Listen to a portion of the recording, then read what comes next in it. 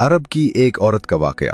अरब में एक औरत थी जिसका नाम उम्मे जाफर था। वो इंतहाई सखी और फयाज थी। लोगों में यूं तकसीम करती थी कि दाएं हाथ को बाएं हाथ का इल्म ना होता। कुछ दिनों से वो एक खास रास्ते से गुजरने लगी। इस रास्ते पर दो अंधे बैठे होते थे। ये दोनों सदाएं लगाते। एक अंधा कहता था, इलाही मुझे अपने फजलो करम से रोजी अता फरमा। दूसरा अंधा सदा लगाता, या रब मुझे उम्मे जाफर का बचा हुआ अता कर।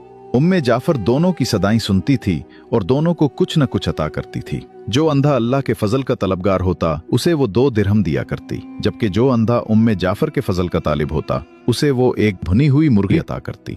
दिलचस्प बात यह थी कि जिसे भुनी हुई मुर्गी मिलती वो अपनी मुर्गी दूसरे अंधे को 2 दिरहम में बेच देता। ये सिलसिला कई दिनों तक चलता रहा। एक दिन उम्मे जाफर उस अंधे के पास आई जो उससे कहा करता था, या रब मुझे उम्मे जाफर का बचा हुआ अता कर। उम्मे जाफर ने उससे पूछा, क्या तुम्हें 100 दीनार मिले हैं? अंधा हैरान हो गया और बोला, नहीं, मुझे तो सिर्फ एक भुनी हुई मुर्गी मिलती थी जिसे मैं 2 दिरहम में बेच देता था। उम्मे जाफर ने कहा, जो अंधा अल्लाह के फजल का सवाल करता था मैं उसे 2 दिरहम देती थी, लेकिन तुम्हें जो मुर्गी देती थी उसके अंदर 10 दीनार डाल दिया करती थी। ये सुनकर अंधे ने अपना सर पीट लिया और चीखने लगा, हाय मेरी कमबख्ती, काश मैं ऐसा ना करता, मैं तो मारा गया।